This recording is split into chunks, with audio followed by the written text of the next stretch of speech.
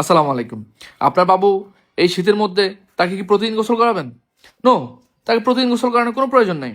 একটা জিনিস আপনাকে ক্লিয়ার করতে হবে যে আমরা কেন গোসল করি। আমরা মূলত গোসল করে থাকি আমাদের শরীরটাকে পরিষ্কার করার জন্য। যদি আপনার বাবুর শরীর পরিষ্কার থাকে তাহলে তাকে প্রতিদিন গোসল করতে দেওয়ার কোনো প্রয়োজন নেই। আপনার 2 থেকে 3 দিন পর পর তাকে গোসল দিতে পারেন।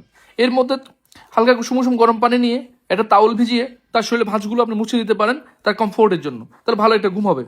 আর যদি তাপমাত্রা ভালো থাকে তখন আপনি প্রতিদিন গোসল দিতে পারেন, সেটা ওকে। বাট যে ঠান্ডা পড়তেছে এই ঠান্ডার মধ্যে আমি বলবো না, আপনার প্রতিদিন গোসল দেওয়ার কোনো প্রয়োজন নেই। 2 থেকে 3 দিন পর পরে গোসল দেবেন।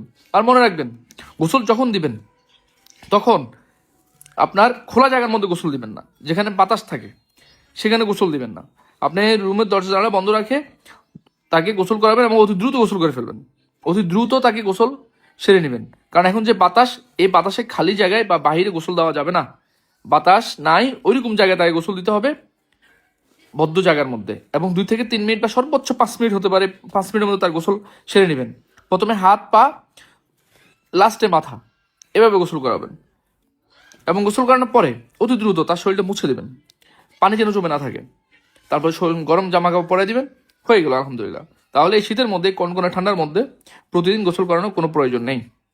যদি বাচ্চা নোংরা হয়ে যায়, অপরিষ্কার হয়ে যায়, তাহলে তার যেখানে অপরিষ্কার সেই জায়গাটা আপনি মুছে দেন, সেই জায়গাটা আপনি পরিষ্কার করে দেন এবং মোছার পরে শুকিয়ে ফেলেন, শুকিয়ে জামা চেঞ্জ করে দেন। ঠিক আছে?